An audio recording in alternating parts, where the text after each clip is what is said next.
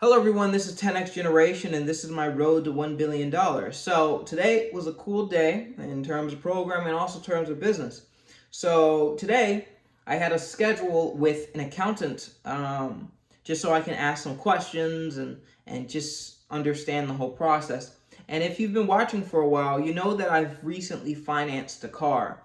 And because of my credit score, which is due to my age and my credit age, my APR, or my annual percentage rate, is astronomical for the car loan.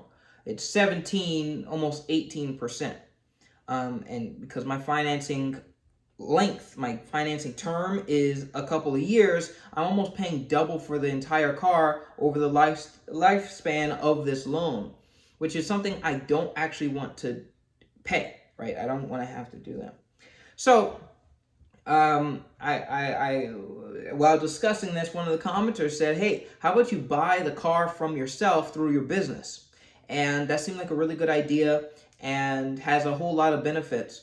So I wanted to see the efficacy of this. So that's what I asked the accountant. And when I was asking him about it, he said, "Yeah, that's something completely you could do. You could buy the car from yourself and then pay yourself and." All hunky-dory, so you can play back the loan at a much lower interest rate, and you still get access to the car, and you build both your credit. So that's the solution I'm going to go with. But he says something I have to keep in mind. Of course, there's sales tax and there's different transactional things, one-time fees for that. But also, there is, because I'm selling the car to my business and now I'm about to use it, I guess the IRS thought of this potential loophole of somehow getting a free car. So what I have to do is whenever I use the car for business purposes, I have to log those miles. I have to just write it down and just keep a log of where I went, who I talked to, just a log of all the miles. And at the top of the year or whatever, I have to put what my speedometer was. And at the end of the year, I put it down again. And at that moment, after I go through an entire year of this, I can see how many hours or how many miles were dedicated for the business and how many were dedicated to my usage. There's a bit of math. I'm not going to go into the math. But based on those percentages, I have to pay actually my business for the time I use on the car. So I'm in a sense leasing the car like periodically from my own business. And this is still very much better than my the current situation. But I think that's pretty cool. I think that's pretty interesting. It does a couple of things. But I think the most significant, the coolest thing about it is that it makes it so that it's a financial incentive for me to go to as many events as possible. Because the more events I go to, the more things I do with the car for business, the more money I save on the car, if that makes sense. Hopefully that was translated. But I think that's really cool. So it's like, okay, I'm going to this business to make connections, to of course get customers, to learn, to maybe get employees, to get extra knowledge, but also there is a tangible dollar amount. There's a monetary amount of money I've made based off of every single mile I travel for business. I think that's really cool. So it's not just like, just like things you can't really touch, like knowledge or connections. It's literal money. So I do have a little bit of anxiety sometimes, and I do sometimes wonder if it's worth it going to all these events. But now there's a monetary aspect to it. Because effectively, the more business events I go to, my car gets paid. I get access to a free car. And if I somehow get 100%, which is not possible, but if I were to, as I approach 100%, the car becomes cheaper and cheaper and cheaper. I think that's really cool. And this is all coming from the accountant. So I definitely I'm going to do that. Not today. I'm going to do it later. It's not a big rush. But yeah, I think that's super cool. Another thing we're talking about is just like corporate filing tax. And he was saying, hey, make sure you have you're keeping a log you're doing your accounting, like you have your books made and money coming in, money coming out. And I don't have that. But what I have instead are, which you're supposed to have anyway, is separate business accounts, separate cards and everything. So I can upload all that to a software called QuickBooks, and that's going to make all my books for me for accounting purposes, and I can annotate everything.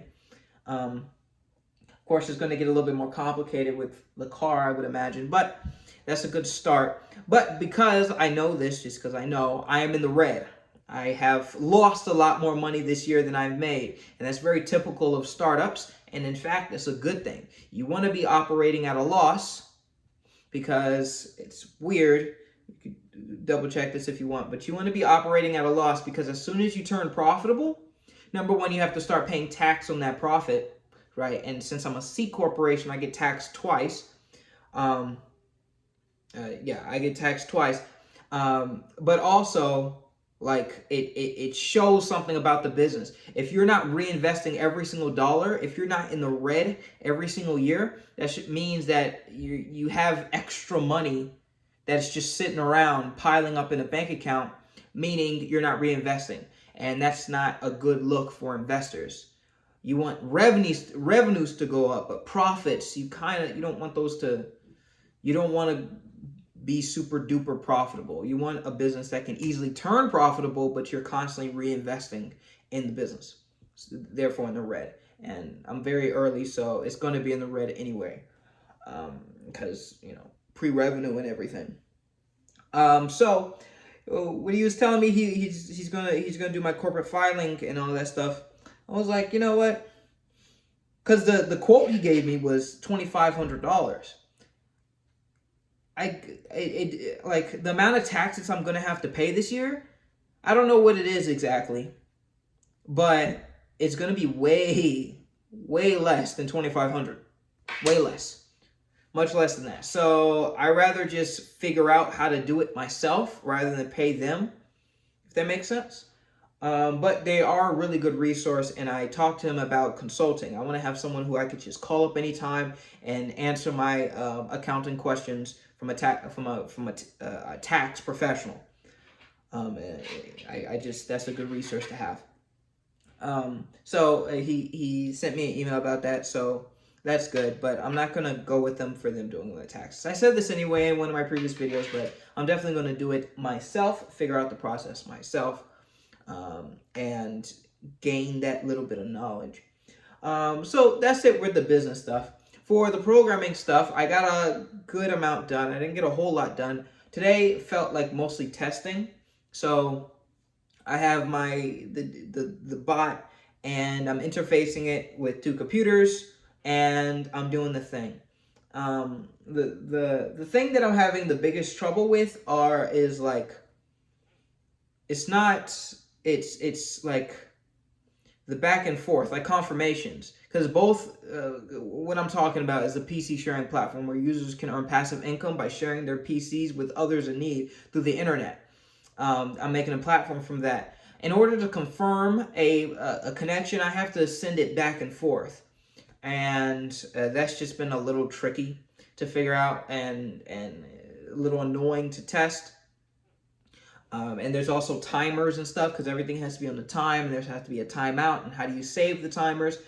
It's all that stuff that I was doing, but most of it is good.